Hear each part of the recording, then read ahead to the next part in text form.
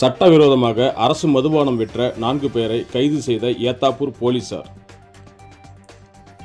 சேலம் மாவட்டம் சுற்று வட்டார பகுதிகளில் சட்டவிரோதமாக அரசு மதுபானம் மற்றும் கள்ளசாராயம் விற்பதாக மாவட்ட காவல் கண்காணிப்பாளர் கௌதம் கோயல் உத்தரவின் பேரில் மாவட்டத்தின் பல்வேறு பகுதிகளில் போலீசார் சாராய வேட்டையில் ஈடுபட்டு வரும் நிலையில் வாழப்பாடி காவல் துணை கண்காணிப்பாளர் சுரேஷ்குமார் அறிவுறுத்தலின்படி ஏத்தாப்பூர் காவல் ஆய்வாளர் செல்வராஜ் தலைமையில் தனிப்படை அமைத்து சிவாஜி, வெங்கடாசலம், சரவணன், பாபு, மீனா ஆகிய சிறப்பு உதவி ஆய்வாளர்கள் ரோந்து பணியில் ஈடுபட்டனர்.